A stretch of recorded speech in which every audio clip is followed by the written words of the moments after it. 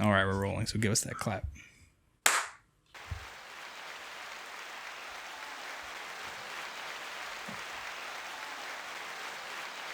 Welcome back to the best podcast in the South. Welcome back to the Ann Lane podcast today, y'all. What's up? What's up? What's up? What's up, man? We got with us as always, Kyle, your boy.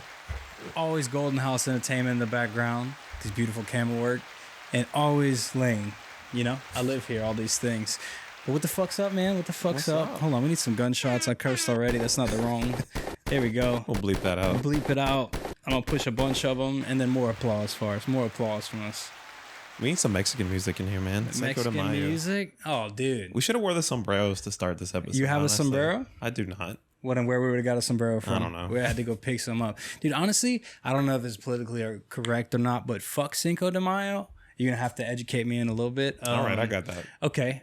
So my whole idea with Cinco de Mayo is I don't know what it stands for. I think it maybe is Mexican Independence Day, and if that's the case. So, Go ahead. I'm going to educate you already. Jump in. So, because I might have to walk back fuck Cinco de Mayo. That's like a misnomer. Apparently. A misnomer? Everybody thinks that Cinco de Mayo is Mexican Independence Day when actually it's like September 18th or something like that. Okay. So Cinco de Mayo, the whole history with that is there was this group of, in like the 1860s, Mexico was fighting a war with France or something. Mm-hmm. And they basically held their own against like a large number. It was like they were outnumbered like 3-1.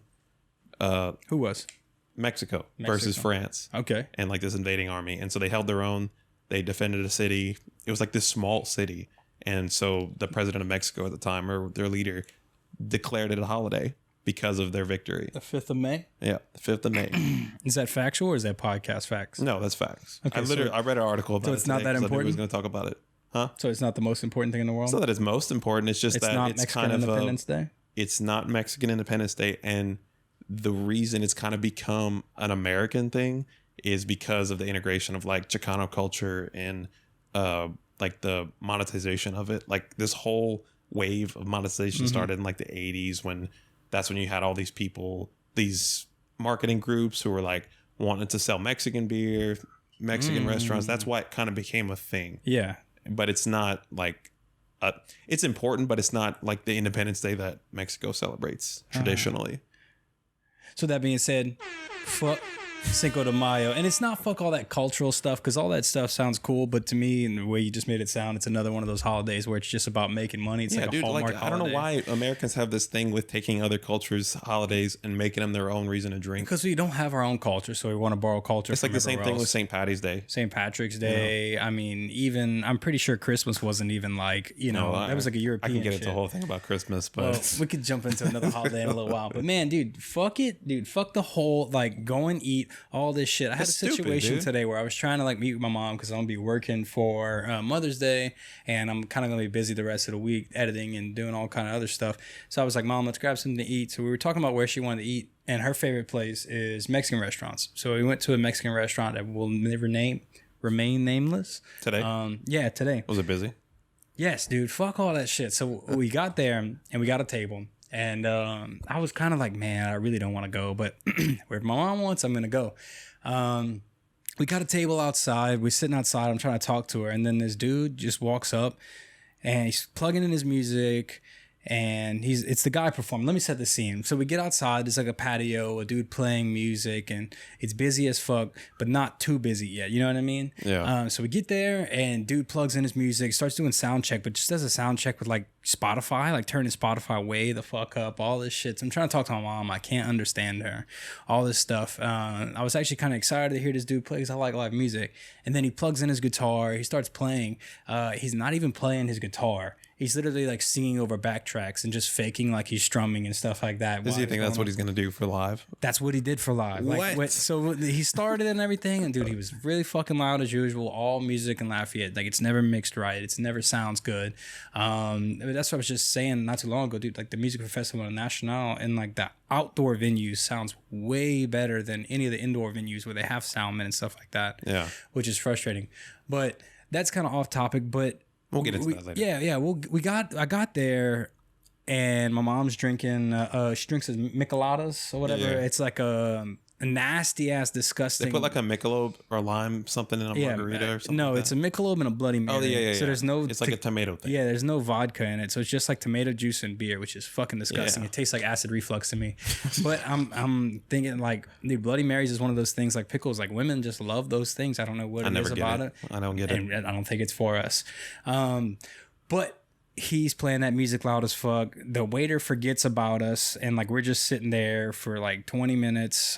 He comes up, asks what we want to drink, order the drink, and then he takes forever to bring it out. He brings it out, doesn't ask what we want. We need salsa in the bowl. There's no salsa. Chips are stale.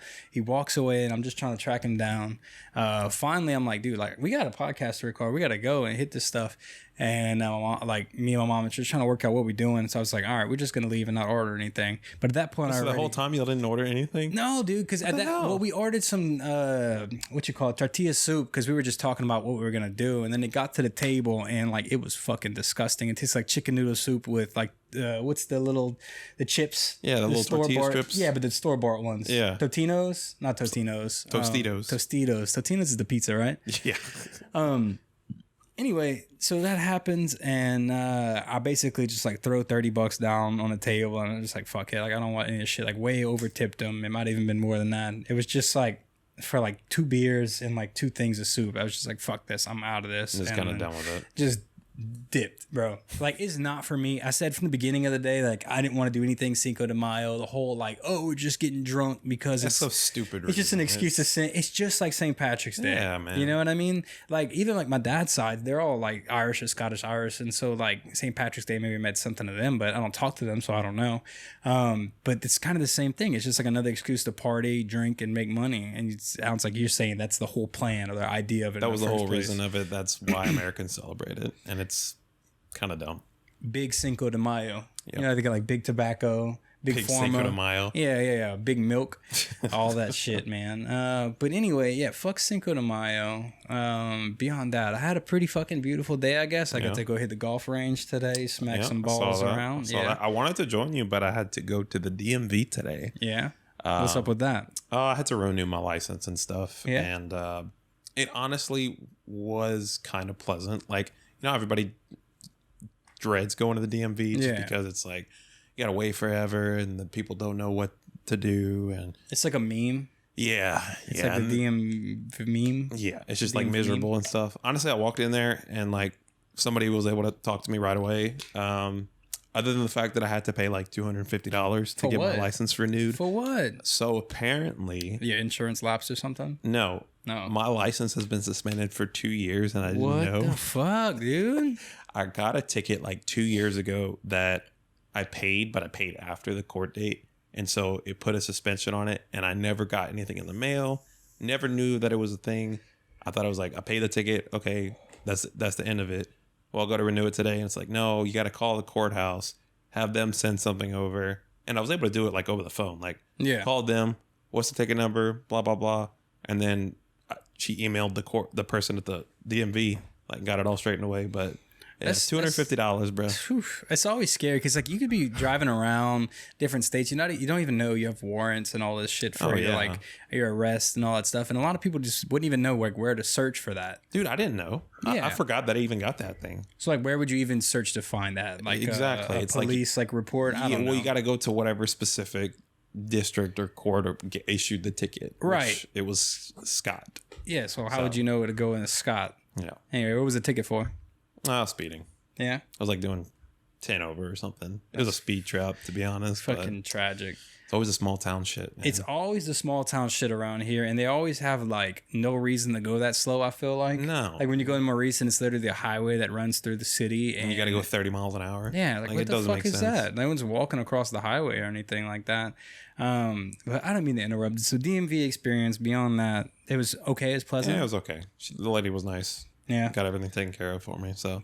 Got a new picture. That thing was like 5 years old. Before I had a beard, I was like probably 40 pounds ago. It was a different person. Yeah. Sure. Do you feel like good or bad about when you get like a new license? Oh, I love it. Yeah. Yeah. You feel like it's more representative of you? Yeah, absolutely. Like I had, dude, the address on there was like from 4 houses ago. Dude, you're supposed to change it every time you move. Oh, I never did that. Well, you surprised. Surprised. Probably couldn't change it because it was suspended anyway. Oh, see, if you would have found that out, if you would have done the proper things. You know what I can't stand, dude? People that move and don't change their mail addresses. That's so easy. Dude, I get You can mail, change it like literally online in 5 seconds. Ever since I moved in here, that's the first thing I did. But I get mail from like 5 different people, like something Hussein, something Amanda. Like, I'm not trying to put all your names on blast, but look, whoever y'all are, y'all owe the IRS some money, and y'all better get to them. It's always that or some insurance shit. Dude, it's like I literally like put the mail back in the mailbox. I flip the flag up, and then 2 weeks later, another thing will come. Or like they won't even pick up the mail, and it's like IRS forms, and like you owe on your credit card and medical bills. Whoever, y'all are in debt. Y'all are fucked. I better get y'all shit together, because look, I'm not paying for it. So speaking of that, I learned a little life hack the other day. Mm-hmm. So if you ever getting something in the mail that like is less than legal or kind of in a gray area, you don't want you don't want your name attached to it. Okay, like put somebody else's name that lived there before, so you can have plausible deniability. But how do you know who lived there before? I mean, everybody like you just said, people get mail all the time at your house. You just put one of their names. It'll still come to your address, but if something comes up, it's like, oh, well, that was for that person. Like a pipe bomb or something? I'm not going to say what. Anything that you just don't want your name attached to that's of legal consequence, you know? I got you. Dude, were you, like, I know you were kind of like the fucking cult at this time, but you were out in the real world too. Do you remember when like that Anthrax Scare shit was a big thing? Yeah. I mean, I thought that was a thing like in the 90s, I thought. It was the early 2000s, I believe, was another big scare, if I'm not mistaken. I was talking to a table about it the other day, and like a lot of times I serve, like at work, I serve congressmen and senators and a bunch of other shit like that. Like I was just serving some the other night. I don't think I'm supposed to mention that.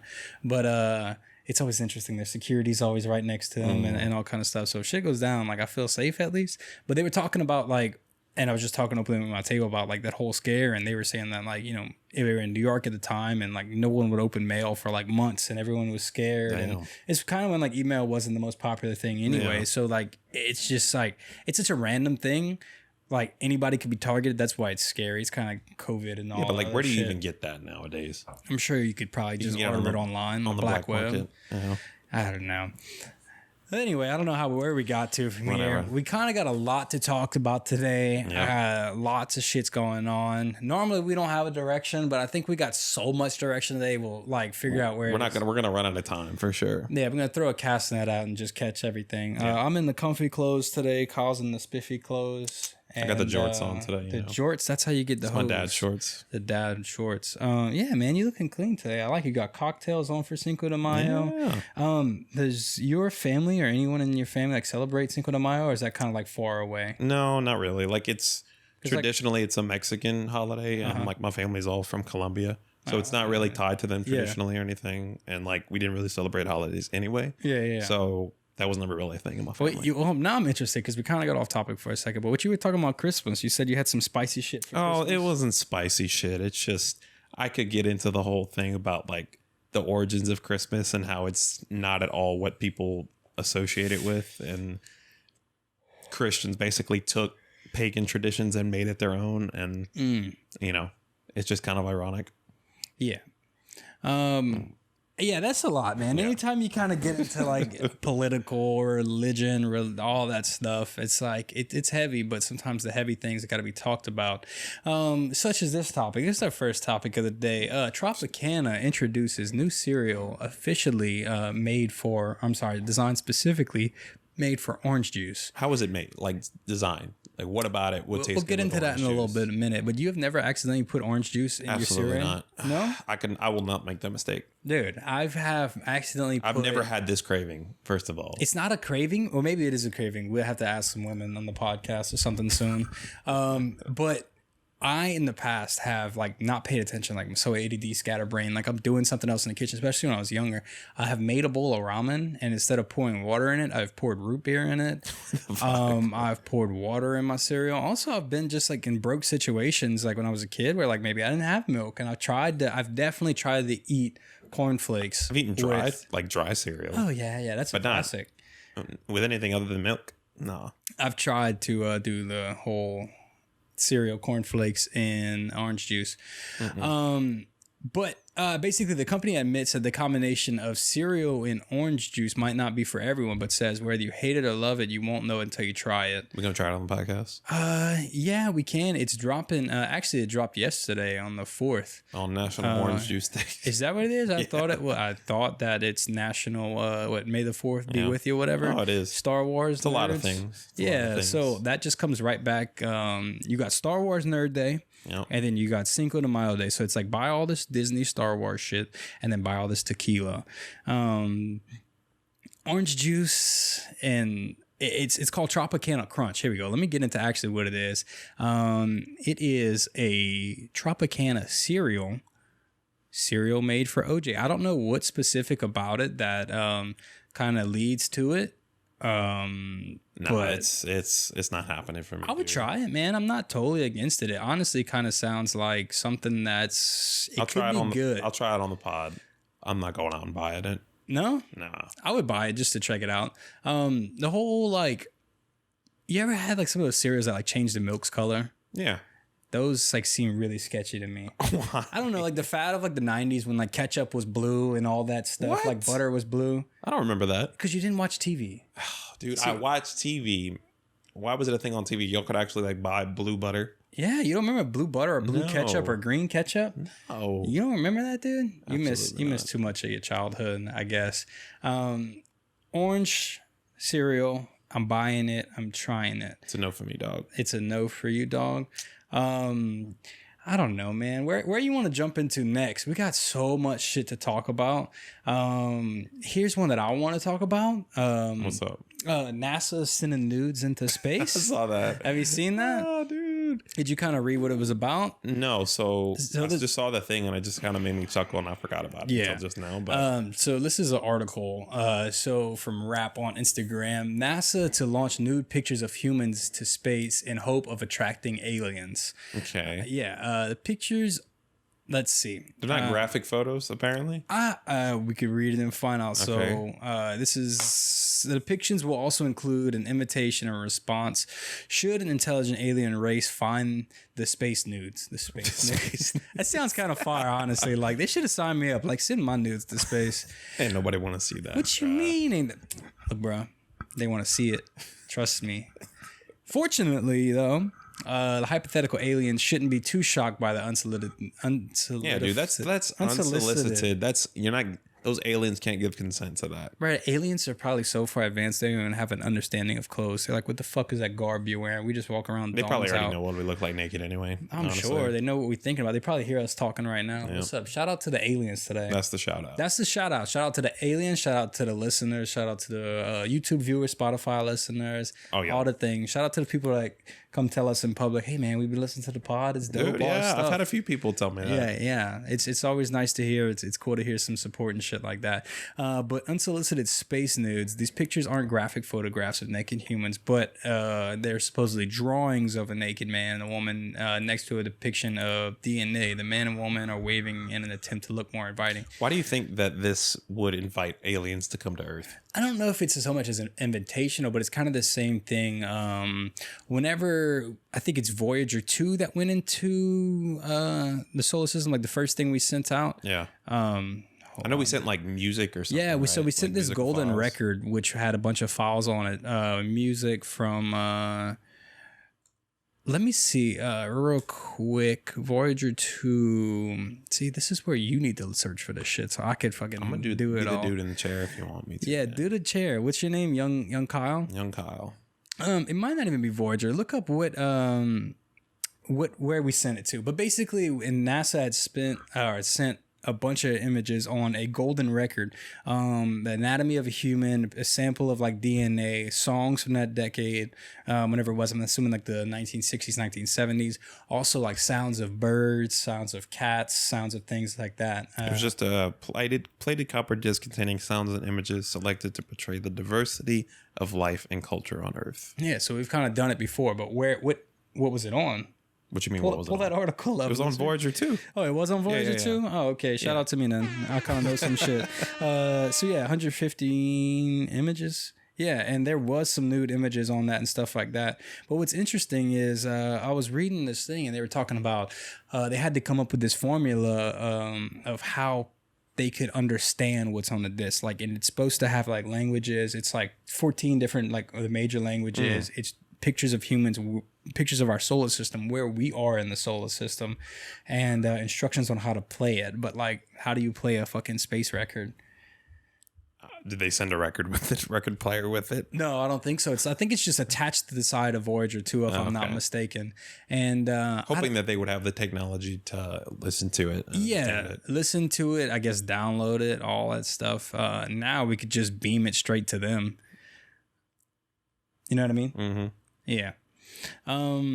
As far as beaming it straight to them, I don't know. I don't have a good segue with no segue. But man, we got some big news. I guess you want to kind of jump into the heavy shit, or where you want to take it. We can start with the news everybody's been talking about. All right. Well, I want you to go ahead and just introduce this while I figure this out real quick. So a few days ago, Monday, there was a supposed leak from the Supreme Court that it was an opinion article written by one of the Supreme Court justices. Forgot his name.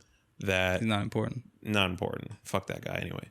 That they wanted to overturn Roe v. Wade, which for those people that don't know, I don't know how you don't know. It's all that's been on the news. Yeah, all the armchair experts that we got everywhere. It was a Supreme Court ruling in the 70s that essentially declared a woman's right to privacy for wanting an abortion as a fundamental right. So it became like a watershed moment for the Supreme Court and women's rights movement. Now they're wanting to, 50 years later, they're wanting to overturn that and basically regress back on progress made and give the power back to the states, right? So, which the whole, there's a bunch of things that could end up happening because of this. You know, you have all these states that have their rulings on it and have these trigger laws that will essentially go into effect as if this protection right from the federal government is lifted. So such as like same-sex marriages could be in threat now. Because that's the thing. It's not just about abortion. It's about the right to privacy when it comes to medical decision making. Right. So they have all these states that are planning to ban abortion with these trigger laws if this goes into effect. So, I mean, we got a few big ones on here, such as Alabama, Arizona, Arkansas, Georgia, Idaho, Iowa, Kentucky, Louisiana, Michigan, Mississippi, mostly Missouri. red states usually. Yeah, basically all red states. And it's kind of this crazy thing. Like, there's so much to talk about in this. And the thing is that's fucked up about it is the majority of people in the United States support pro-choice, our pro-choice, are for a women's right to choose. And that's essentially what this is all about. And the fucked up thing is about it. Okay, let's say 50% of the people. It's more than 50. It's like 58%. Okay, well, 58% of women. But then why isn't this something that women get to vote on? Why do, again, I don't want to make it gender specific, but why is it something men even have their hands in the first place? That's the thing. It's not about. And why is it even I'm such a fan and a stan of, as long as what you're doing doesn't affect me in a negative way, exactly. Or anyone else, and do what the fuck you want. The thing is, it's not about pro-abortion or being pro-abortion. It's about is giving the right to choose to a woman. Yeah, it's literally just saying that's why the government can't make a decision for you. It's up to you. That's why we say pro-choice and not pro-murder and all this other bullshit, because it's it's a simple fact of I think people are so attached to the idea of as soon as this seed is fertilized, it's a human, and it's really fucking not. Well, the thing is, it's they've done studies on the development of an embryo, and for the first 18 weeks. The embryo is literally just this tiny sack of cells that doesn't even resemble a human being at all. Yeah, and literally I sneeze and my cells fly out, and they just that's literally die. what it is. And it's so fucking, I don't know. It's stupid. It's stupid as fuck. And the other thing is, it's really not about honestly the whole debate on where fertilization begins. Okay, that whole thing, where life begins, whether it's at contraception, birth, it doesn't matter. Yeah, I don't think so either. To me, this whole thing is about control, and it's about taking away the rights of a woman to choose. That's all it's about.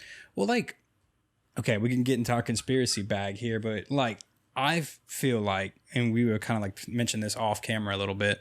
Like, do you think that this has something to do with a lot of people that have passed away from COVID and all these people resigning from jobs? Because right now we're going through what they're calling the Great Resignation, which is like, I think it's such as like 14 million jobs are available right now because people just, that's how many new jobs became available because people are quitting.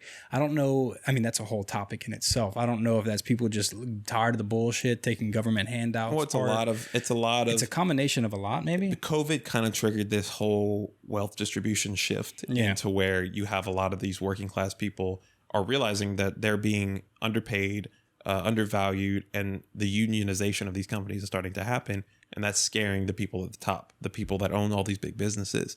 And so what they're realizing is that the power really belongs to people. So it's like, fuck that. We can just quit. We can unionize. And that's what's allowing people to be able to gain access to better wages, better rights in the workplace. And that's exactly what's causing that. Yeah. And then on top of that, too, there's this whole entrepreneurial like movement that's going on, whether that be sex work that's now legal or more available, safer anyway. Yeah. People are doing real estate, all kind of like make your own YouTube, all these hustles that people are photography, people are making their own money and not depending on other corporations. And that's kind of where I tie all this back in is that like, okay, we lost a lot of people. So they say, the numbers are all fudged and all this shit. It's all speculation.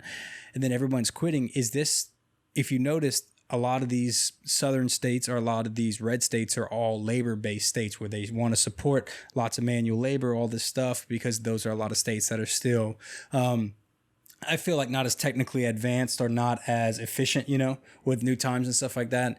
It's just very conspiratorial. But do you feel that the whole reason this is population control, like to stop people from aborting their kids so we have population to replace us and feed the wars of the past, to feed the machines that is the fucking just the whole movement? I don't think it's necessarily about population control. I just think this is kind of what happens when you let the dude from The Apprentice choose a third of the Supreme Court, but I'm just gonna leave it at that.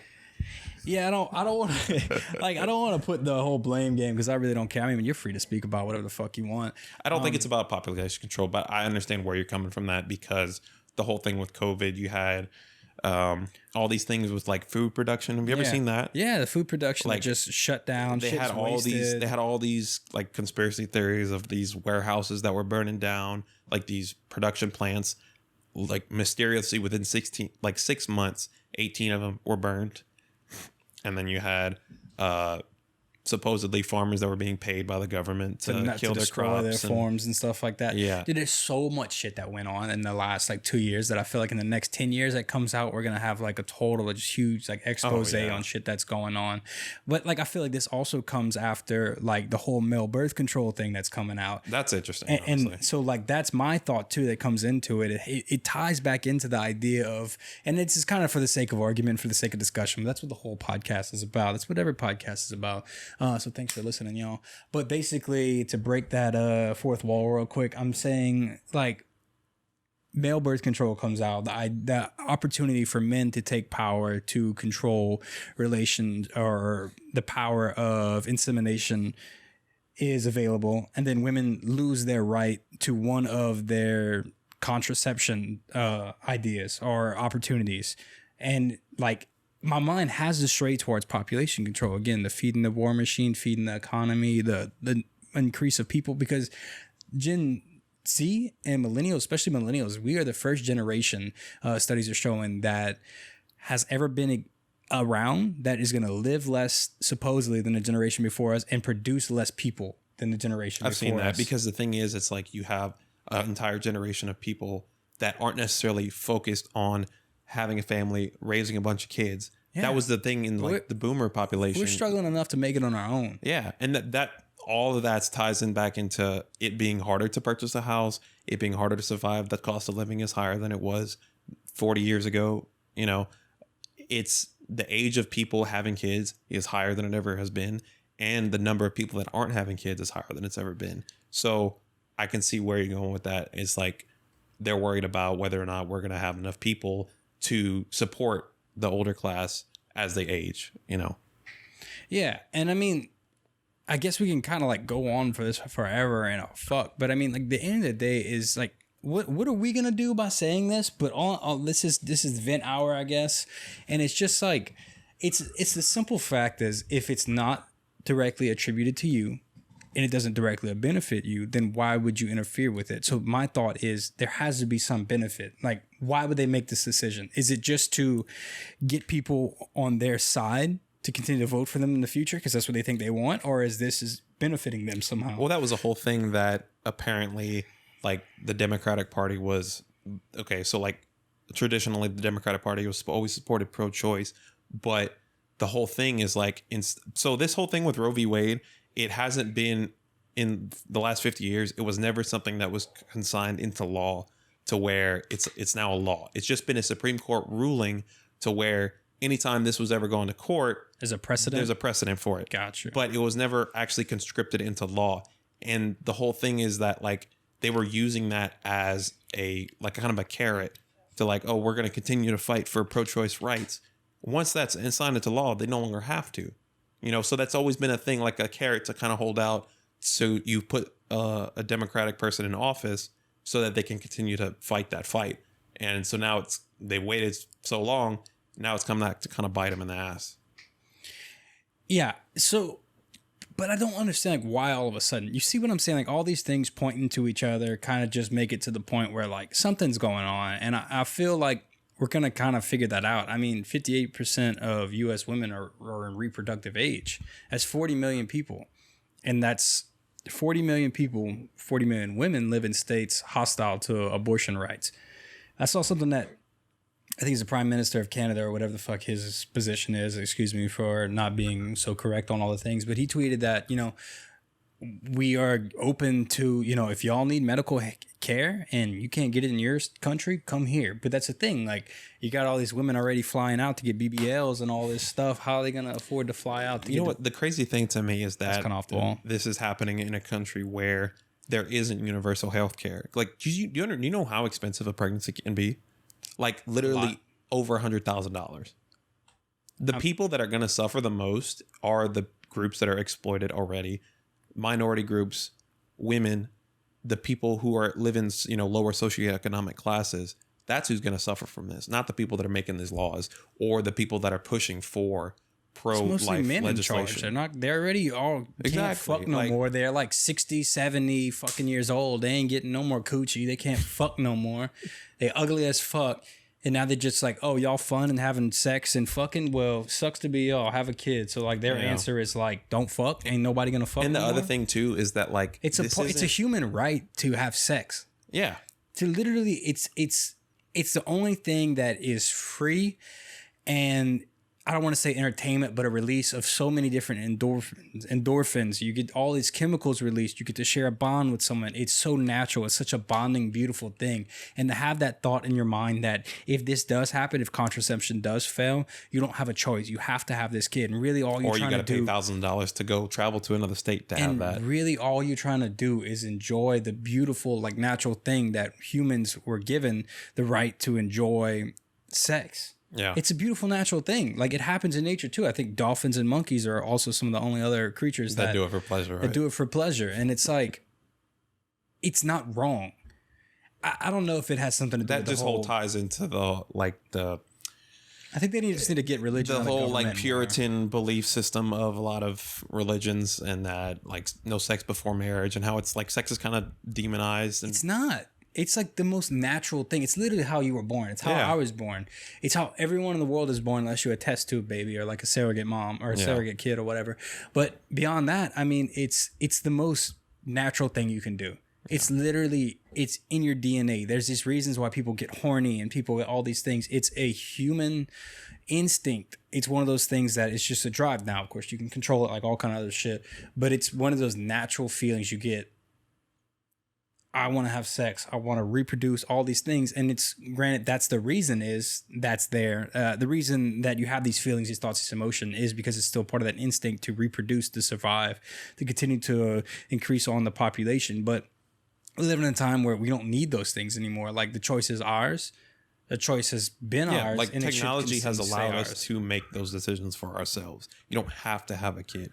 And like the thing that sucks about it is, it's all this is going to do is prevent people from having abortions safely. You know, Yeah. instead of going to a clinic where there's doctors and nurses on hand who know what they're doing, who can help you do this. Because it's, first of all, it's not a light decision that people make. This is a very heavy decision that every woman should be able to go through on her own. And she should be able to do it comfortably in a safe clinical environment. But all this is going to do is make desperate women do it unsafely in the back of a van or a dirty warehouse or at their house, like by drinking some cleaner, like drain cleaner. You know, Listen, I've been around strippers and other people that have had discussions on how they've had like natural abortions or at home abortions in the past, and that shit sounds so messy, like all kind of like wild shit that they do. So I don't want anybody to have to go through that, man. Like, I don't know. While Kyle finds out where he's going to take this podcast next, I'm going to give y'all a resource. So to get help and learn more, go to www.prochoice.org. The hotline is 1-800-772-9100. www.womenshealthclinic.org. And when y'all get there, tell them Ann Lane Podcast sent you. And also, women, we care for y'all, because it's not just directly y'all. It affects everyone. It affects all of humankind, mankind, all this shit. And it's just, I don't know, man. Like, all the news is about this. But the cool thing is that some companies have started assuring that they'll help with access to abortions. I've seen this a lot. Yeah. And actually, this is a little transition, but Amazon has been one of those ones to step up. And I don't know if this is kind of a way to save face, because they're always in hot water about how they treat their employees. Their PR has been kind of in the toilet the last couple of years. My whole thing is, all right, this is such a I don't want to say a controversial thing. It's like the thing is, it shouldn't be controversial. It's a what's the word I'm looking for? Conspiratorial thing, right? Mm-hmm. So Big Pharma puts out, here's why it's all happening. Big Pharma puts out the male birth control, right? It's cool. People don't trust it yet. They need a reason to buy it. Boom. Abortions are now illegal. So men are all going to go buy that male birth control, and then Big Pharma is going to get all this money. Then they're going to fund the next presidency, just like what happened with COVID. They made this vaccine. They didn't know what to do with it. They needed to sell it. They needed to make a bunch of money. Boom. They created COVID.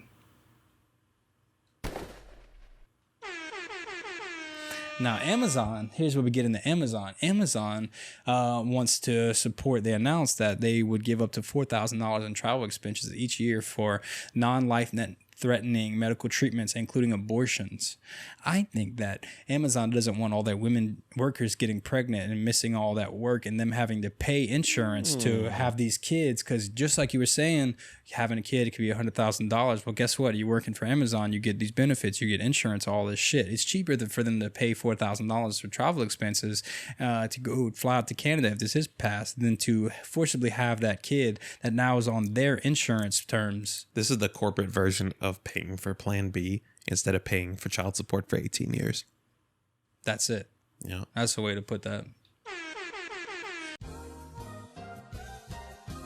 All right, Kyle's back from his emergency bathroom break. A little potty break. A little potty break. We're not going to talk about what you did. You had to blow your nose. You had some allergies. They were bad, man.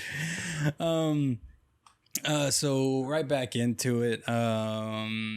Kind of going back into like just quick news, we're touching eviction filings are sharply up as pandemic rental aid starts to run out. That fucking sucks. Yeah, that's a whole other thing. So like, okay, on top of this, you got your abortions that you can't get no more. So you got to pay a bunch of money to go get, fly to Canada or Mexico, get a abortion. And then your bills are piling up because you can't even get there in the first place.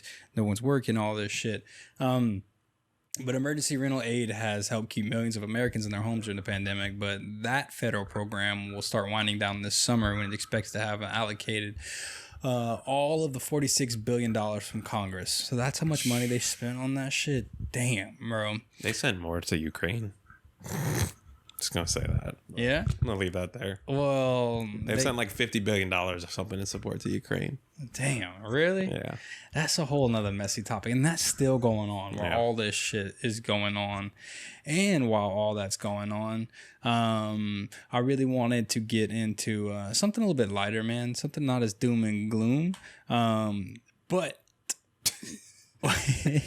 let's dive into. I wanted to get you here because this is kind of like an area I care about, and an area that I care are interested in. You know, fashion, all this shit. Yeah. The Met Gala. Have you been kind of keeping up with everyone's outfits and shit from the Met Gala? I saw a few. Like, I saw, what was it, Blake Lively's? She was like dressed as the American Statue of Liberty, and like her dress like changed color to show like the oxidization color changing. It was pretty cool. Oh, that's pretty swag. Yeah. The whole like thing, until you mentioned it like 2 minutes ago off screen, I didn't even know what the fuck the theme was of this Met Gala. So it's the Gilded Age of America, which ironically, this was literally going on as the whole thing was the Supreme Court was happening. So like, kind of shows the polarity and the irony of the way. And I think the whole right like, now. I mean that's fucking. Yeah, that's nail on the head. I think the whole original Gilded Age was when like in the early 1900s, whenever Art Deco and all that shit was going on, where everything looked pristine, but the economy and shit like that wasn't doing all too great, which is kind of perfect. You know, there's all kind of messy shit going on. But I'm looking at just different people like Nicki Minaj with this baseball hat with its wig attached. Kylie had the same thing. Kylie Jenner had the same thing. Billie Eilish looks like a homegirl from Beetlejuice. What's her name? Lydia. Yep. She got the Lydia from Billie Eilish going on. That's dope. And this is all Gucci. They all wearing this crazy ass expensive shit, and all this shit's going on at the same time, man. I mean, this is a beautiful dress. Blake Lively, like you were talking about. Yeah. I mean, this is a beautiful Art Deco. And Ryan Reynolds, he's such a handsome man. I loved his gin before he sold it. I mean, started drinking Aviation. Have we ever talked about the thing with like if you ask a man, like a straight man, if he thinks Ryan Reynolds is attractive, he's definitely straight. What you mean? Like he's just, I don't know. There's this TikTok thing You that gotta was tell me like, about this. it was like if, like, okay, how would you rate Ryan Reynolds on a scale of 1 to 10 of how attractive he is? If I really look at him and I really start to dig into his proportions and shit, I mean, his forehead's kind of big. His eyes are kind of a little too squinty. His nose is kind of pointed. His eyebrows kind of weirdly shaped. But overall, like, he's a relatively attractive man. If you look at it all together, it's the character he is. It's his swagger. It's how he carries himself. It's his confidence. He's a very attractive man, I think. But the thing is, it's like, okay, just give me a numbers. I don't 1 have to 10. 1 to 10. I don't believe in numbers. You know what I mean? You're missing the point here. Okay, let's say he's for the typical generic male attraction level. Let's say he's an 8. Okay, if it's above a 7, you're definitely straight. I'm just gonna say that's what TikTok said. Okay, break that down for Apparently, it's just because he's like the epitome of what a straight white man looks like an averagely attractive man looks like. I guess that's why. That's what I'm saying. It's like that's the whole, you identify with that. The average American man. Yeah. Huh. Okay, well, he's but like attractive. if you ask a woman or, you know, a gay man that, they're not necessarily going to say the same thing. They're not too attracted to him. He's just because he's like average, you know, he's like an averagely good looking man. Yeah, but I think all those other things kind of play into it. Those small mannerisms, you know, how he carries himself, his voice, his acting, all that shit. You got to look at it more than just how he looks. You know what I mean? I'm literally just strictly basing this on looks. And speaking of based on looks, Kylie Jenner, I don't know what the fuck what was this the look baseball is. caps? Like, I don't know. She's wearing an off-white dress, which I can't really hate on because, you know, Virgil. Rest in peace. But this whole baseball cap, wedding veil shit, I don't get it. It might have all been all off-white, late Virgil shit, and I just don't get it. I just don't get where... I mean, not everything Virgil did was cool to me. Like, a lot of shit I just don't understand. And people could say, oh, you just don't get it. It's too high fashion, all that shit. But some of this shit, I just think he was very far out there on it. Like a lot of his shoes that he makes, man, like they're just kind of off the wall out there, and that's the whole thing with high fashion, though. It's supposed to be a little bit more. For him, a lot of his shit was approachable, and it wasn't like it was avant-garde made approachable. like beautifully different. This is just, I don't see the beauty in it. And maybe that's my own eyes. I don't know. I see it cheaply. Shit. This is interesting. Oh, what is this? She's showing a coochie, bro. She's not showing her coochie. This is Louisa Jacobson. Who the fuck is this? I don't know. She's an actress. I don't know. She's got twirly doodads on her nipples and coochie out in the dress.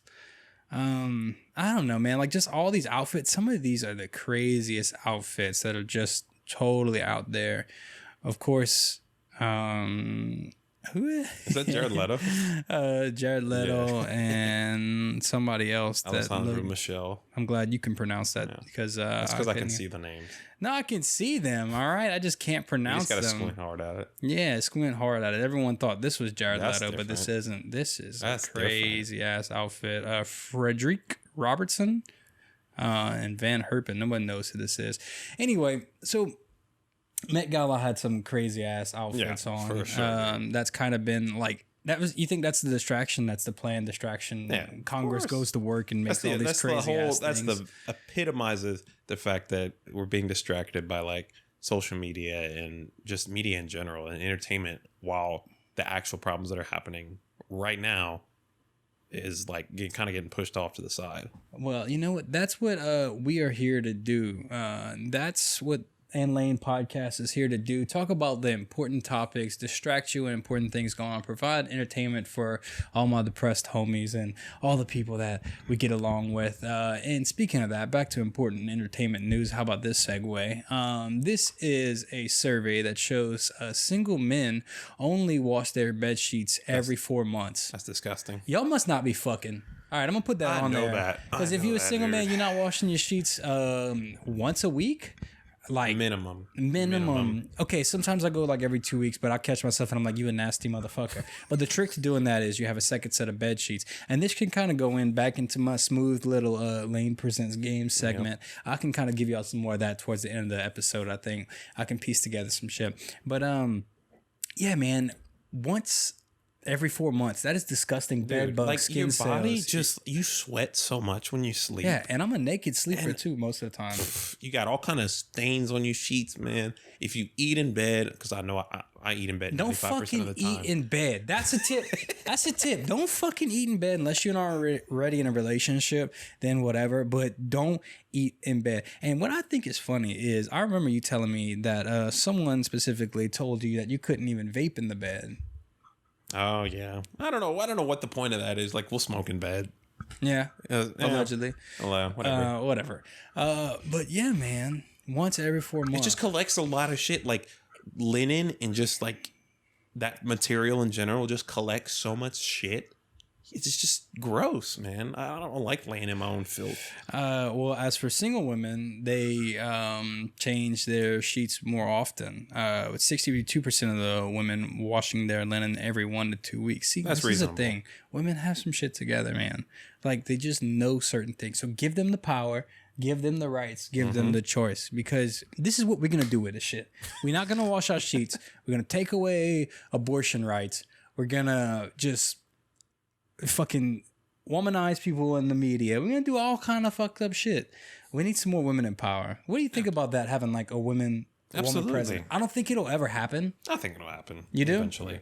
Dude, it almost happened 4 years ago. Almost. You think or 6 years ago, whatever. Yeah, almost. But I just don't feel like people are ready for that. I don't think that. Why don't you think that? Okay, here's my take. I'll remove myself from the situation by saying this. I love women in power. Like, I love women managers and shit that I have to deal with in my day job, because I feel like women can approach situations with so much more finesse that men don't have. Women can approach situations with caring, compassion, mothership, but also they can approach situations with more emotional intelligence, not just strictly based off of the facts on how things should be. Well, this is right and this is wrong. You know what I mean? So fuck your feelings. I feel like women can take into account a lot more things than men can. Of course, I'm speaking generally, because we're always generalizing, because there's lots of sensitive, empathetic men like myself, and I believe you, that can be sensible, you know, at times when we need to be. But I think the whole like stereotype that women shouldn't be in power because they're too temperamental is bullshit. Because like if you give a man a position or man power or whatever, it just becomes a pissing contest, because men have all this testosterone that they just want to swing their dick around. Literally. And just my weapon's bigger than yours. My stick's bigger literally. than That's the yours. whole mentality that men in power have. And so the idea that you got to have balance, man. You got to have balance. You need women. They need their choices and they need their freedoms. It's not even about women, though, dude. It's just about human rights. Take women out of it. It's just about humans having rights and the capacity to make their own decisions, period. Well, that's definitely the fucking case. We always stand on that. So, you know what I mean? That's not the right button. Here we go. There you go. Okay, so what do you think about a trans person running for president? I'm okay with it. No, of course we're okay with it. Do you ever think that will happen? Oh, probably. I want to see all the presidents. Yeah. Well, they already said that Michelle Obama used to be Michael Obama. What? Yeah, apparently there's a bunch of pictures where like she's wearing sundresses and the wind's blowing and there's like a package there. What the fuck? I don't know. Well, speaking on that topic, I was listening to somebody's conversation recently and they were confused about whenever all the women decided to become Power Rangers. When did that happen? Okay, so a few summers ago. Educate me. Yeah, here you go. This is what you're going to learn on the Ann Lane podcast. Remember a few summers ago and just a long time ago and just all the time when we were growing up, women would wear these beautiful flowy sundresses and like it was just flowy, airy, all these things. You got to look at women, their pretty little sandals and all these things. We're not telling y'all what to wear, of course. But then one summer, they all decided that they want to be Power Rangers and wear spandex and buy all the fashion. Was this in like 2016 or something? Probably so. It started around 2016. Remember that green legging color that came out that like everyone wanted to wear biker shorts and all that shit? Yes, I fucking remember that shit. What happened with that, man? Why did everybody like? And I'm cool with it because like I love Power Rangers when I was a kid, but like bring back the sundress, I guess. Yeah. You know, it's flowy. Y'all tell us what men should bring back. Because maybe that's we already brought. You know what we brought back? We brought back the short shorts, the jorts, and the white sneakers. Like no, you just need to bring back the wife beater is insensitive. So what's the correct terminology? It's just a tank top. A tank top, but it's a specific kind of tank top. It's a dusty white, crusty. Why they all ribbed too? You ever notice I don't know. that? They're so uncomfortable. I've never worn them. Like they're just not comfortable. Ribbed for whose pleasure? You know what I mean? I don't know. So women president, cool. Trans president, cool. I think we support like women with everything except for driving. Women can't drive, man. I don't know what to tell you. I'm not a sexist person. It's a fact that I feel like I'm gonna stay quiet on that. You gonna stay quiet? I know, but I know the whole get on the ledge. Get the memes on of, like, the ledge. Women, it's not a meme. Women will stop for Starbucks, but not for gas. Or if they hit a curb, that curb got in the way. You know, they'll drive around with bald tires all the time. Women don't have a backup camera. They have all the lights on their dash like it's a fucking rave. Yeah. Are you getting into it now? You're on the ledge.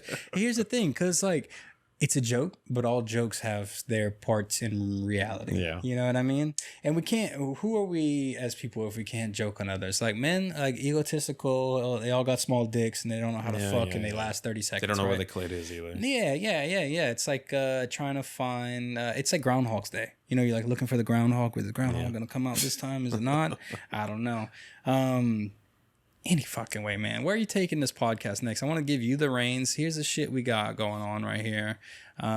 Scroll down. Or you want to get into nerd news? Because there's a little bit of stuff we can talk about. You could take into nerd news, man. Right. Go get into nerd news. So we got a teaser for Modern Warfare 2. Oh, hold on. This is big news. Big news. This is a round of applause.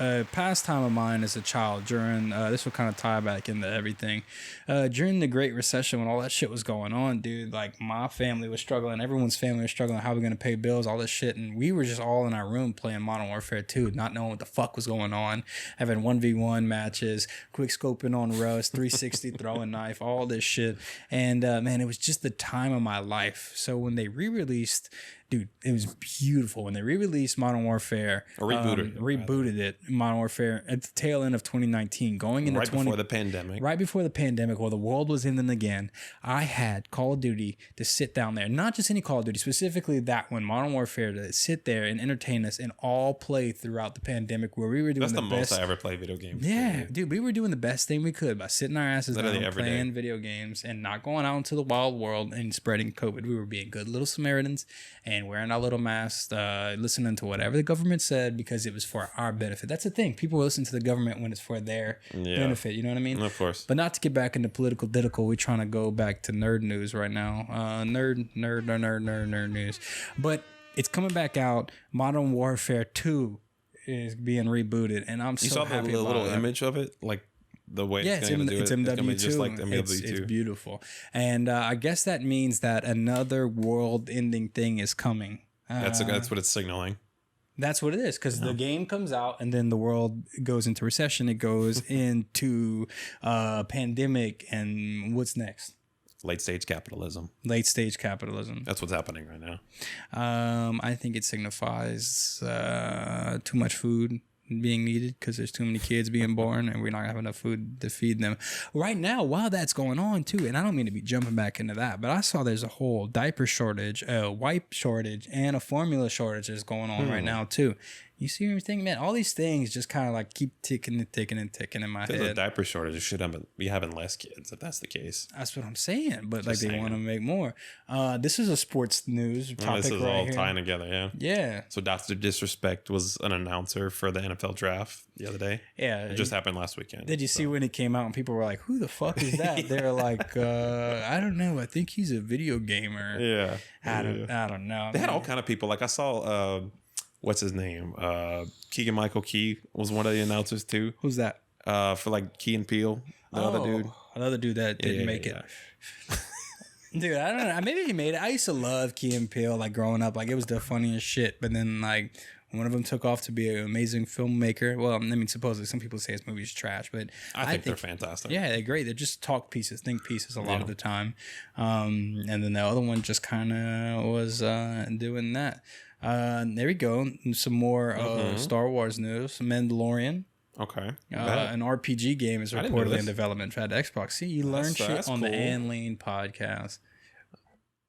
Would you play it? Hell yeah, I'll play that. Yeah, like you got to keep Baby Yoda safe the whole time and all kind of shit, I guess. Some of the OG like Star Wars games I played were Knights of the Old Republic, where it was like an RPG and back on the Xbox. Aren't they supposed to be remaking that? I think they remade it a few times, but like that was the first like legit RPG I got into besides like an Elder Scrolls title or something like that. But that'd be cool, like because he's got like a bunch of different abilities, and I'd like to see how they do that, like traveling to different areas, like in the show. Yeah. Stuff. This is big news for the Xbox boys out there. The Xbox Series X is the best-selling platform of Q1 of 2022. This is the first time in a long time. You know, everyone wants to get the PlayStation on and stuff. I feel like we talked about this. No. This is new? Yeah, I think so. Well, it's new today. Well, why do you think that's a thing? Because everybody's buying the PlayStations to resell, and so Xboxes were just more available from like market retail. Dude, aesthetically, I think the Xbox is the way sexier console. Absolutely. It's just so simple. So much better. It's just a simple brick block that'll fit into everywhere, and then the PlayStation just looks like this ugly ass router. It's fucking massive, dude, and it only stands up. It's shaped like fucking stupid. I don't know, it's shaped like fucking stupid. I'll stand by. Just get a PC. Yeah, I mean, you can build whatever you want, but I mean, it's getting to the point where now, like, you almost don't even need it. Like, everything you can do on there, you can do on the consoles now. And then games are a lot more, what's the word I'm looking for? Not strategized. They're optimized for the systems in order to run a lot better. And lastly, you know, we talked about recently Microsoft acquiring Activision and all this shit. Now, Ubisoft is reportedly targeted for acquisition. By who? That isn't out yet. I know that, and then there's a whole plane thing going on right now with, I believe, Spirit Airlines and shit like that. Getting bought out. Yeah, dude, there's lots of people just buying up lots of IPs and property and things like that. So, I mean, maybe Modern Warfare 2 coming out is what you said it was? The next what? The what? What's the next issue that's about to happen? Oh, just that, like, late stage. It could be late stage capitalism and everything bad's gonna start happening just because. But we're gonna have Modern Warfare to play. Yeah, that was the first Call of Duty game that I played. Was that the first like first person shooter you ever played? I think so. Yeah, and like that was like, I mean, that was like my favorite one, and it kind of, depending on whichever one was your first one, that usually is the one you like the most because it's the most nostalgic and the stuff. one you play the most. But dude, it's just a beautiful thing, like getting the boys all back together and doing it, and just again, that's it was a great game. Yeah, I loved it. It's very solid. At Warzone is supposed to be its own separate. They were like game revamping it now too. The microphone's right there. Watch out. You're a professional, right? But yeah, Warzone 2 is coming out. It's going to be its own separate game. They've kind of lost track of that shit altogether, dude. That shit is a mess. No one plays that shit anymore. or if you do, it's just chaos, man.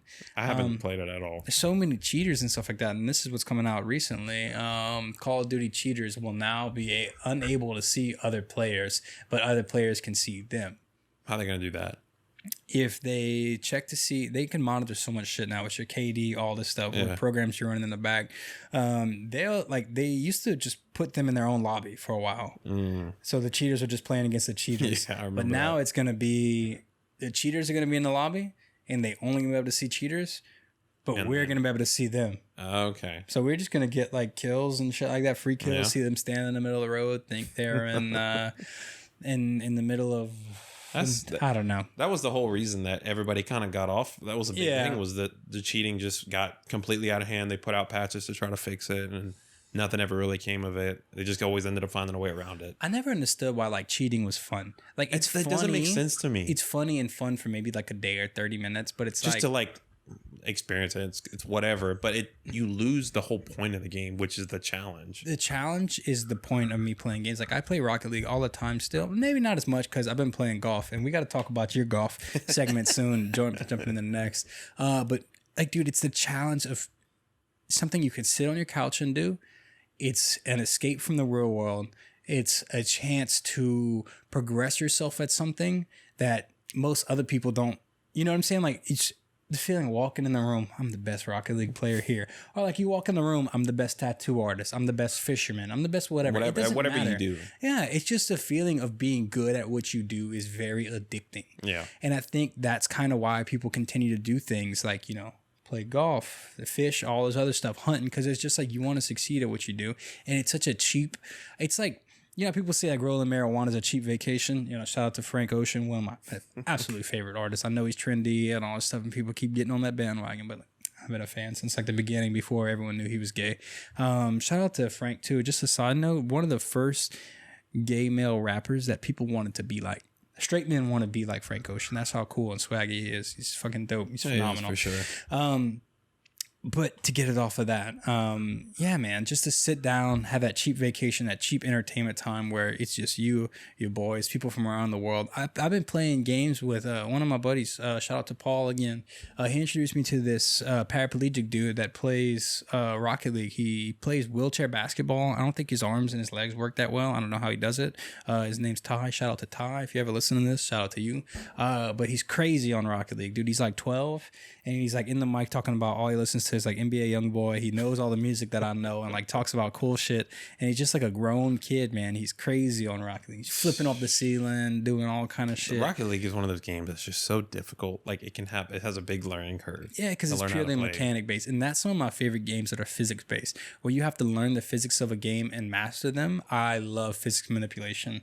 It's just like shit you can't do in the real world. When I was younger, like some of my favorite games were like the Jack and Daxter, Ratchet and Clank, those adventure games where you're collecting and progressing, but 3D platformers. But that's why I like 3D platformers so much, is because the physics of the games you have to land. Like my first favorite game was Sonic the Hedgehog. I love Sonic the Hedgehog. The movies now, I still haven't seen the new one, and the new one's coming out. Well, the new one hasn't come out yet, but the first one, they look like they ruined it so much, and I'm just like, that's not my Sonic, so I don't want to watch Sonic. It's Sonic for the new generation. That's all. I get it. And I have to be respectful of that because it's a very important IP, just like Mario. They got to keep making money off of it and all that stuff. But it's like, it's far from me. It's like you saw they made the new Clifford movie. Real? Oh, yeah. With like it's like in the real world and stuff. Mm-hmm. And they just put him in there. Yeah.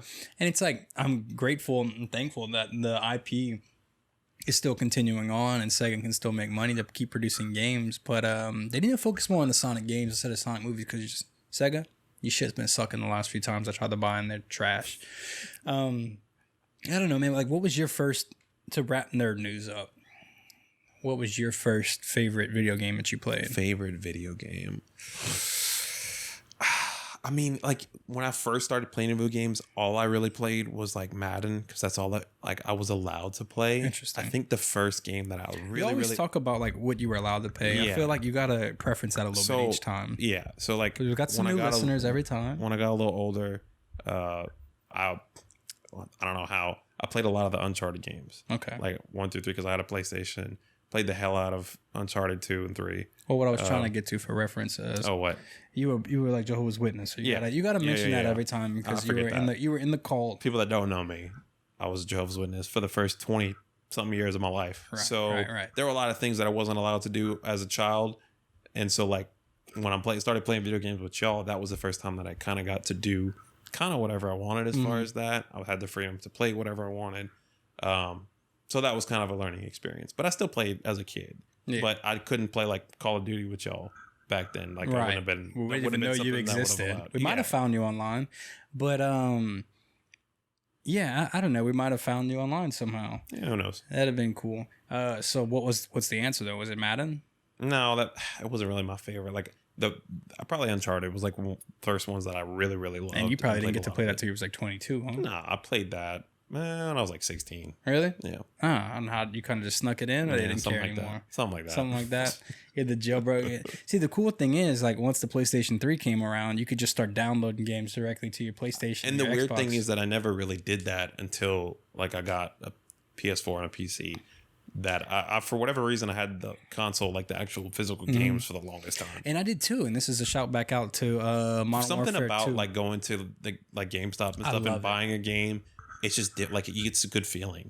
We'll jump back into that in a second, I guess. Well, no, we'll talk about it now because, dude, I still love that. Like, the Nintendo Switch has brought me back into going into the game stores, the Best Buys, the Play and Trades, the GameStops, all that stuff. Just going in there, turning them an old game, actually getting money for it because it's like you used to get like $7 when I was a kid. Like the best, remember those memes? The best we could do is $7.25, and it's like it's like all these games, and it's like the brand new games that just came out. Yeah.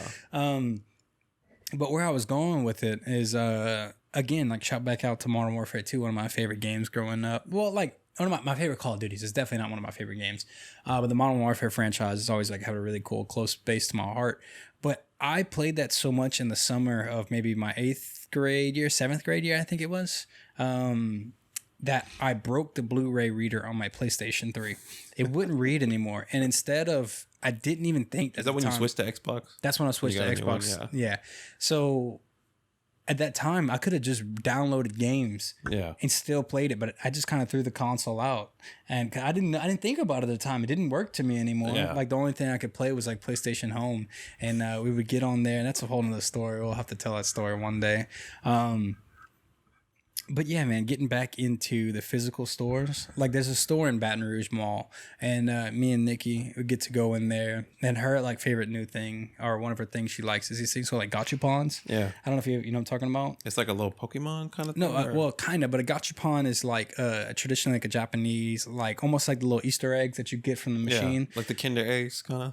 Yes, but they're very detailed and they're very weird and obscure. The ones that we've been getting from that game store just so happen to most of them be Pokemon. But you kind of go in there and it's like $6. You get a coin and you put your coin in there because they ship them all from Japan and you don't know what you're getting. And you kind of got to build it. They do weird shit. The people that know. So shout out to the people who know what gachapons are. It's a very niche thing. Yeah, it is. But dude, going in there, seeing like all like the sexy anime girl little figures, buying the like Hello Kitty energy drinks and all that shit. I feel like it's also like getting man. Like excited about a new release and like going like line up for the midnight drop and shit. Dude, we were there for the last drop I went to was Grand Theft Auto 5. When it happened, I was still in high school at the time, like 2013. Almost 10 years ago. Yeah, 2013 it came out, and dude, I went there in a Spider-Man costume. There's still pictures somewhere around, and we were all just waiting for it. We're gonna post it. Yeah, we have to find it and post it, and it's right here in this episode, bottom right there in that corner. But another thing, like, did you ever go to Blockbuster when you were a kid? Yeah. Yeah, dude, wasn't that such a great ass experience? You're going in there. Myself, like, my mom would let me rent like a game, like every other so often we would go. And just all the small like intricacies that happen. Like my mom found this movie. It was Brown Sugar, and so like some people know that it's kind of like a cultural classic.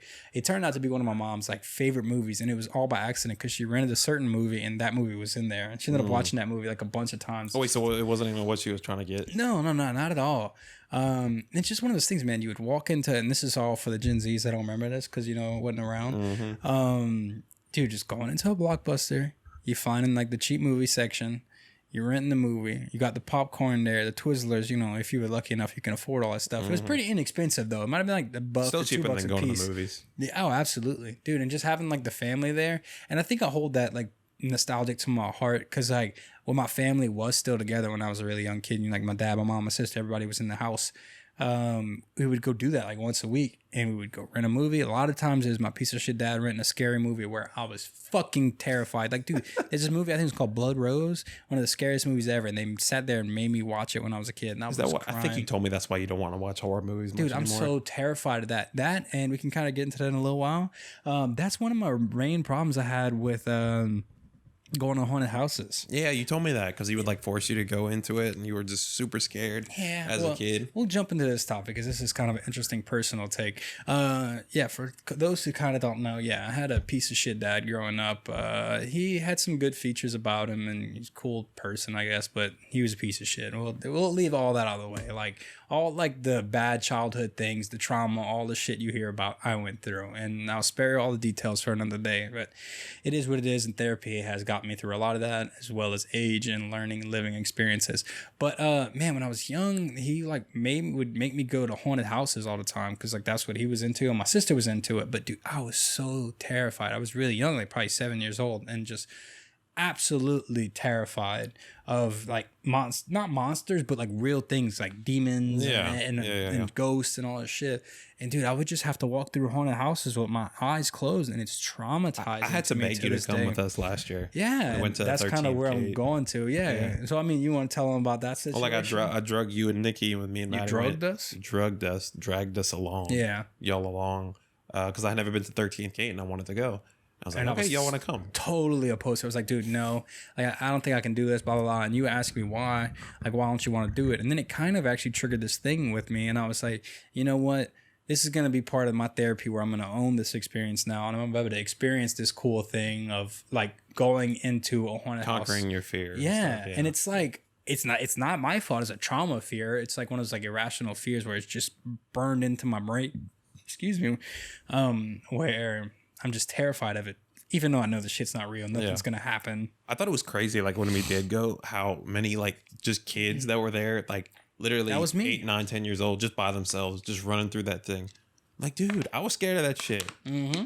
There was times I was like, I'm ready for this thing to be over. Dude, there was a segment of it where like I kind of was walking behind you for a lot, and I had my hands behind your back, and I was just walking through it because it was like sensory overload. My brain was processing so much. A lot of things. I was trying to keep my eyes open. I'm the type that's like, oh, he's going to pop out from the air. And I was always right because I would see like a little crack in the wall or like a door would drop and I'm like, I see you and shit like that. But I was trying to look out for like every spot and like I wasn't blinking. But we went to this one tunnel where like this dude with a chainsaw was chasing us. And I grabbed onto what I thought was your shoulders and just ran. But it was some other dude's shoulders, some big ass dude. And he turned around and he said something along the line, oh, I guess I just made a new friend in there. And I was just like so embarrassed, dude. I was literally staying right behind the people that were in front of me just so that like they can get all the scares because I didn't want to be the first one and not know what to expect. Yeah. I was kind of hanging behind them. It's such a real like scary experience. It's like it taps into everybody's like different types of fears. Yeah, because they had every different scenery. You know, you had the asylum shit where it's like the real relatable shit. That scares me the most. Because it's real and relatable. I hate hospitals. Yeah, so hospitals are scary. Okay, what happened in your childhood that you hate hospitals? It had nothing happened. It's just like the whole idea of a hospital being scary. Like for a while, I thought about going to like being a nurse in school, and then I realized that just scares the fuck out of me, and like I don't handle blood and just fluids and stuff very well, and I don't like the idea of just you might die. Like that is an internal scary thing. Dude, for just people. Like body gore grosses me the fuck out, and it's just like it triggers something in me where like I don't know, I have these weird nightmares about seeing dead people, and it's just like it's weird. It grosses me out. Body like because I'll watch some scary movies, but you ever seen The Machinist or The Mechanist? Is that the one with Christian Bale? Yeah. I've never seen that one. Oh, it's crazy. Don't watch it. Like the opening, one of the opening scenes, dude gets his arm like stuck in this machine, it snaps off. Oh, and it's just like, but like the whole like gore thing, like Saw and all these movies, that never really appealed to me. That's just stupid to me. Yeah, it's just kind of. I'm talking about like realistic shit, like situations. Yeah, well, like what scares me the most is like the psychological aspects of it. Psychological thrillers. Stuff that involves like religion for whatever reason. Well, that's a lot of trauma you have to deal with. Yeah. That's kind of scares me a lot too. You ever seen you seen Hereditary? No. That shit's scary. Really? That's one of my favorite scary movies ever. So dude. you like a lot of A24 films. So you ever seen Midsommar? Yeah, dude. Midsommar, fantastic. Well, I feel like everyone says it a different way. How do you Yeah, actually say it? Midsommar, also a great movie. Same director, Ari Aster. Amazing. Dude, amazing director. Like visually, and this is what I love about movies, because I can get nerdy with movies. Like, I don't know if it's from, excuse me, being around like filmers, directors, and people like that were into filming stuff, but I have such an appreciation for set design, all that stuff, like setting the scene, really good writing too. You know, that comes into play after, like acting and stuff like that. The first thing that attracts me is how does it look? How is it shot? Where's the camera angles? How did they do cinematography as a whole? And like, dude, there's a lot of that people forget about. Like I said, like set design is amazing to me. Yeah. I love music videos for that reason. Like certain music videos, like Tyler the Creator's latest few music videos have been amazing. A lot of J. Cole's music videos are amazing. But kind of back to what it is, that movie is just so great because the writing is great, the acting is great, it's believable, and the special effects are great. The practical effects are great, and it hits all those things. It's a happy movie. It's a tragic movie. It's a horror movie. It touches on the whole thing of like cults and stuff, and that's just kind of scary. A thing for me. It's just kind of terrifying. Anything that to do with religion or cults, yeah, that triggers me. Okay, so but like, I enjoy facing it. Like I like the thrill of just being scared a little bit. So the whole premise is like these people go into, we'll skip the most part, but go in to visit this cult basically, and the Scandinavian cult. It's in like Sweden or Norway. I'm trying to skip over all that stuff. Okay, but yeah, they end up just being human sacrifices. Does that shit like still happen? Oh, absolutely. Really? Absolutely. In the cults? Oh, yeah, dude. Tell me about it. I'm not not any that I'm aware of, but I know it does happen. That's scary, man. You know, like think about like like Heaven's Gate and all that shit. Yeah. That wasn't that long ago. That was in like the 80s. 90s, I think, huh? Or 90s, somewhere around there, like late 80s, early 90s. What about the Manson dude? Manson too, dude. Like all of that shit, the whole cult scare of like the 70s, the 60s, the 80s. Was that people just coming out of like all the drugs they took in like the 70s trying to like I think that World War II trying to find direction? That kind of tied in with like the whole counterculture thing and like the whole Satanism scare, like the satanic scare of that time. Satanic panic. That's what it is. How can you man, I don't understand that, like the mind of a person. Do you have to be very weak-minded or very strong-minded to fall into a cult? It's not that. It's just the way of psychology of how people think. They want to feel accepted and part of a group that's something bigger than themselves. So, and I've kind of listened to people talk, like psychologists talk about like why people join cults. And that's the main reason. People like to feel included, part of a tribe. It's just in human nature. And a lot of times people that are in cults, they're in their life, they're kind of an outsider. You know, they kind of feel like they've been neglected. They've been, you know, they went through abuse in childhood. They feel like joining a cult, they feel that's where the whole like love bombing aspect. That's whenever you first get into a cult, people like welcome you so much, and like, you feel so loved. Hey, my brother in Christ. Yeah, that whole thing. It's just to make people feel like they're a part of something. And when you're working towards something, you just kind of devote yourself and put your whole devote yourself. I don't know how else to describe it. Give your all to the cult, really. That's how they end up doing that. I'm surprised I haven't ended up in a cult then. I think I have too much individualism and like belief in myself to do that. Like I'm very, very extremely self-aware. And so that's why it's hard to do this podcast sometimes, because I'm just like, oh shit, I'm on camera. What's up? Yeah, you forget about that. Yeah, no, but I forget about that. It's not like forgetting about that. It's just like what's going on. I have to provide all this entertainment and shit like that. Dude, it's not easy. A lot of people think this shit's easy, and there's a lot more and more podcasts popping up. And shout out to y'all. But it's not easy, man. It's just hard. Oh yeah. But kind of going back into that, I mean, your cult experience was kind of different. You didn't really have a choice going into that. We kind of touched on that already. But like, what drives people to continue into practicing? Was it Jehovah's Witnesses? Yeah, but like beauty practicing. I forget. What you mean? Like joining a cult or just like staying in it? Yeah, like what promotes people to stay in Jehovah's Witness? It's very cult-like, the fact that they walk around door to door knocking on it. Hey, do you want to join us? Blah, blah, blah. Well, it's a whole like us versus them mentality that people end up having. And like you end up separating yourself from the rest of the world. And so you feel special.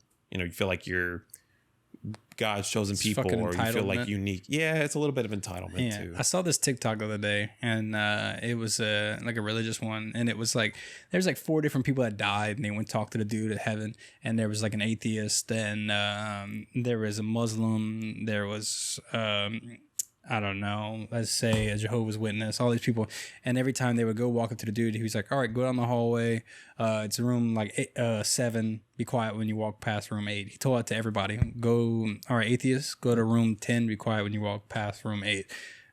Jehovah's Witness, go to room 11, be careful when you pass room 8, be quiet. So somebody finally asked him, he's like, hey man, like, why I gotta be quiet whenever I pass room 8? He was like, oh, that's where the Catholics are, but they think they're the only ones here, so just be quiet. And I was like, damn, that kind of just like puts the nail in the coffin like perfectly about it. It's just, it's the belief that, you know, one mind is better than the other, or one person is greater than the other, and that's kind of like humanity's problem. I feel like, I don't know, is that every group thinks that their way of life, their tribe is right, or I'm better always than other right ones. and you're wrong. Yeah. And I think a lot of even like people, like a lot of like liberal people are like that too. Like people don't look at things for the same side. And that's why I kind of don't claim to be part of anything. And I hate saying that, but it's like I look at what I think is right for myself and what the benefits of other people, and put those two together and kind of come to that mixed conclusion instead of just being like, I'm always going to be for the radical, like left opinion where everything has to change. That's how you get an extreme like right or left of like, anything. some shit shouldn't It's so change, like politics now are just so fucking tribal, and people think that whatever that side believes, they have to stick with it, like no matter what. Yeah. And so you have a lot of people that is just extreme right or extreme left,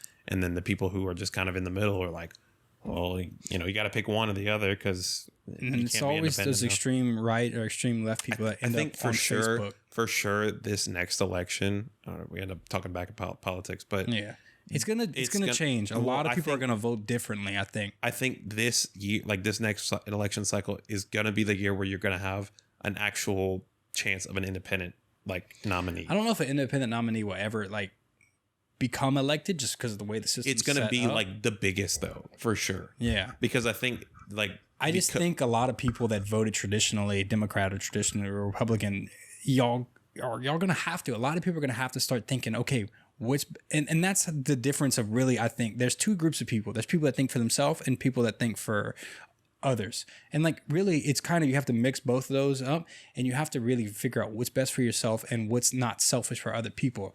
It's always one of those tricky things because it's like you're voting for who you want, right, to make decisions for you. And so it's kind of one of those things which you should be selfish. So I can't really hate against the fairly conservative people or the fairly Republican people where it's like everyone gets mad at them because they say they're selfish voters. But in the end of the day, like you should be selfish. You should vote for what you believe in and what you want. You believe. Yeah. Now, when you vote for things that are against other people's rights, that's where I started kind of getting to all these issues and stuff like that. And I really think people need to go into this next election, and I think people will, with a more open mindset of, you know, we saw what happened with extreme right. We're seeing what's happened with extreme left. It's just like find something in the middle that benefits everybody. It's never really going to happen because it's always that red versus blue team mentality. It's like, oh, my team's better than yours. It's like the fucking Cowboys versus, I don't know, fucking aliens. Saints, not Cowboys and aliens. I'm talking about football teams. But it's always like team red versus team blue. You feel me? Yeah. It's like, I want my team to win. But it's like, what if your team isn't really best for the situation we're in now? It's so complicated because when a new president comes in, they have to carry all the weight of the last 4 to 8 years of what happened in the past. And I read somewhere recently that's why the American democracy system, democratic system works so well. It's almost like a built-in blow-off valve, like a pressure relief valve. It's every 4 to 8 years, like enough crazy shit happens to where people get so much emotion built up and fed up of like what's happening. Something new comes in and they become the next target, and it's almost a reset. Yeah. That's why in America this system has lasted for so much longer than the majority of other countries' political systems, just because of the simple fact that every 4 to 8 new years you get a new main character. Yeah, it's like the same reason. If a lot, this is shout out to my nerds out here. Doctor Who, it's a brilliant fucking show. It's the longest running show. It's been going on since like the 60s, huh? Maybe even a little bit before that. But yeah, every few years, basically the Doctor dies and you get a new doctor. Version. It's brilliant. It's genius. Some people don't like certain doctors. They introduce another one, and another person comes along and continues the series, and he's a time traveler. So it's perfect. It's beautiful. But it's kind of the same situation where it's like every few years, a new head rises up from the from the snake body until they get cut off. And it's just like, that's just kind of how it is, man. I don't know where we got into political shit too much today, but oh, well, it's just what a lot other going political on. shit we got going about, on? Talk about that. What are we talking about right here? Let's stem off of that. Talk about that. So this is more world news. I guess scientists claim 90% of marine life can go extinct due to global warming. This is more political shit. Yeah. It's the whole like global warming isn't real versus what's important versus what's not important. That's what I think people need to vote for next. I mean, what's important to them, you know? Did you see that guy who like self-immolated in front of the Supreme Court like a couple weeks ago? Does that mean like burn yourself? Yeah, he like set himself on fire because he was protesting climate change. You got some big words, self-immolated. Yeah. Shouts to you, Kyle. I read it on Twitter, that's why. You read it on Twitter. Did he do that, or was it a case of spontaneous combustion? No. It was a form of protest. Because that's like a traditional form of protest. Like you've ever seen the monks? The monks, I forgot his name, who set himself on fire. And it's like a iconic image because he was protesting something that was going on in the country. People are going to kill us, but that's the U.S. school system failing us for teaching us shit one time and then not teaching us actual important shit like taxes and all this shit. Yeah. But then maybe we should know more of these things. But we learned that the mitochondria is the powerhouse of the cell. Mitochondria. It's like a fucking meme, dude. But according to National Geographic, near the end of the Permian period. What is it? Permian. There's an R there. Permian period? Permian period. Roughly 252 million years ago, a single supercontinent dominated the planet. They call that Pangea. You fuck with Pangea? I don't know what that means. That's like a meme. Oh, no, that's like Lil Dicky, huh? Yeah. Yeah, but back to it. Blah, blah, blah has wiped out the largest... at the end of the Permian period, 90% of all the marine life was wiped out by the largest extinction event in Earth's history. Most common cause of death, a team of researchers showed in 2018, was likely psychological stress from warming seas and ocean loss. And basically, they're saying that that's what's happening now. Yeah, it's gonna happen again. It's literally what's going on now. The tides around coastal cities are rising, coastal erosion's happening, the icebergs are melting. Supposedly, it's so hard to believe everything. Like it's hot. It's hot as fuck. Like, I had a UV warning on my phone the other day, and like it's only May. The world's ending, man. You remember in like 2012 when like the world was supposed to end? Yeah, I remember that. That was a crazy time. All like the Mayan calendar and all that shit. And it's like we get all worked up. Like this is like a third or fourth thing that our generation has lived through. Like the world, the kids born in the late 1900s. Shout out to y'all. Shout out to us, because like, dude, Y2K, right when I was like 5 years old, happened, and I remember that, like, people were stressing the fuck out. You remember that? Mm-hmm. So it's like the computers weren't gonna reset properly to the year 2000, and everything was gonna crash and all this shit. But look where we ended up finding now, and it's just like every few years there's something else. SARS is happening. Yep. All kind of other bullshit. That's why you got the Ann Lane podcast to help keep guide you through here. That. Keep you informed and entertained. You want to show the golf thing? Do you have the golf thing? What golf thing? I think you said you recorded me the other day for the first time playing golf. We'll have to post some videos. Man, yeah, let's jump into something a little bit more lighthearted, because it's all been doom and gloom today. So. Yeah, it's the doom and gloom podcast today. So tell us a little bit about your golfing experience. So my recent golfing. I have kind of gotten Kyle hooked on the golf bug. I get it, man. I get it now. Yeah. Finding an outlet, man. That's what I want to say. Find your outlet, whatever it is. Especially women, find y'all some fucking hobbies. Find your outlet. Find a thing that brings you joy. Find a thing that gets you outside, get you some exercise, all the stuff that's good for your mental health, because that's really what it's been for me. It's outside, vitamin D from the sun, vitamin C. It's like a natural side lamp. It's the fucking sun. It cheers you up. It's exercise. I've been a little bit more fitter. My legs are toned. My legs are tan. My face is tan. I got a crazy tan circle on my head. Yeah, you gotta wear a hat to protect your bald head. Anyway, but beyond that, I mean, it's just a beautiful thing, and it's a beautiful sport that anyone can play, and you don't have to fucking worry about getting a non-binary transgender person compete. No, it's literally all set up there. It's the sport where anyone can compete. It's fucking awesome. And the thing that always intimidated me the most is that thinking you have to like spend hundreds and thousands of dollars on golf equipment. I literally picked up a whole set of golf clubs for less than $200. Yeah, so shout out to Lewis was the old man we talked to on Facebook. We found you on Craigslist. We found you some golf clubs on Facebook Marketplace. So shout out to you. But dude, like in golf, there's so many different tee sets. There's like where the pros play from. There's where the average people play from. There's a women's set of tees. There's a old person set of tees, the senior tees. And the cool thing is like they're all enough forward like from each other where it's competitive, like where the women like they measure, this has been around since like 60s, I think. They measured where most women are hitting the ball. The average woman hits the ball this far, the average man hits the ball this far, so they back them up to where the ball should land in the same place off the start of the hole. It's like I don't know, it's like a relay race, they stagger them out, but they all finish at the same spot. Or a track race. It's kind of the same thing. Like they make women specific club. They make senior flex clubs where if you're a little older, they flex more. They make like stiff clubs, which is what like younger people should be using. They make all like specific balls for different stuff. There's all kind of different nuances to it. It's cool, man. It's a cool sport that's very inclusive, and it's not a rich person sport. It's not a white man sport. It's not a socialite sport. It's just an any man sport. And I don't mean to get off on the golf podcast, but it's just a cool thing and a funny thing that me and Kyle have been talking about and doing. We're gonna be hitting a lot more now. Yeah, man, we're gonna be hitting them balls. School's done right battling now. Depression. So. We're gonna be podcasting a lot more. We tried to do an episode, a little 420 special for y'all, but it kind of got out of hand, and y'all may never see that. We had to scrap it. Yeah, it is what it is. It was all over the place. But yeah, man, tell us a little bit about your golf experience. It was fun. I hit my first par like on the first day we played. If y'all know golf, listen to this. This might not make sense if you don't know golf. Kyle walks up to this par 3 hole where it's an elevated tee box. It's probably like 146 yards out.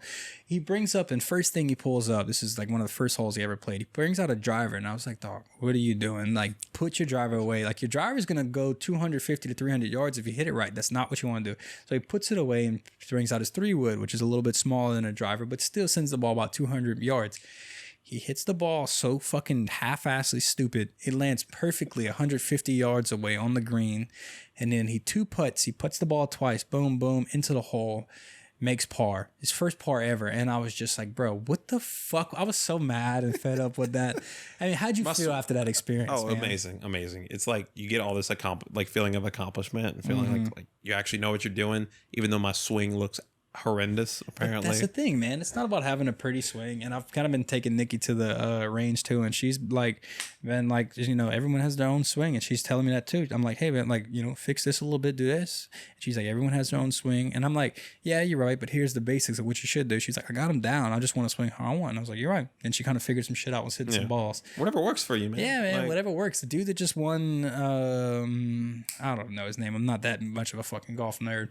One of the dudes that was in the PGA, the Masters, has like the world's goofiest golf swing. Kind of fucking hops when he hits the ball, and he's one of the best players in the world. You got to do the Happy Gilmore run up and swing that shit. I don't think it's like that. There's not many regulations, so you can kind of hit the ball however the fuck you want.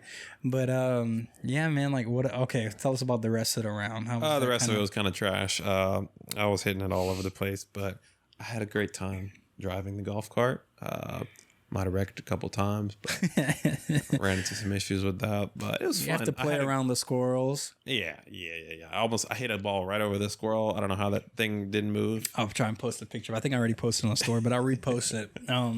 There's squirrels all over that thing. They're just used to people. Yeah, there's some fat old squirrels that'll just live in the happy fucking life. But the cool thing is, man, it's gonna be something if we stay into it that we're gonna be able to take for the rest of our life. Oh yeah. I get to dress up. I get to play dress up. I get to cosplay as like a normal human because I'm such like always been that like alternative person that hates everything that's normie and all that shit. And it's like a fun little dress up game I get to play. I get to cosplay as a normal golf player. Yeah, cosplay as a normal golf human. And I don't play that well, but I look fucking good doing it. And my clubs look good and I feel good. And that's all that matters. That's really all that matters in the grand scheme of things. They say you look good, you play good, you whatever. You look good, you feel good, for sure. I look good and I feel good when I'm on it. But where else you want to take us today, man? We got a few more things we should talk about, I believe, today. Where we at on time? We had about a good hour and a half in, so we can keep going for 2 more hours. Golden Our House producer said Entertainment, nah. Delaney over there said, hell no. I mean, let's end on this doom and gloom shit, man. You've been keeping up with the whole Amber Heard, Johnny Depp trial shit? Amber Turd.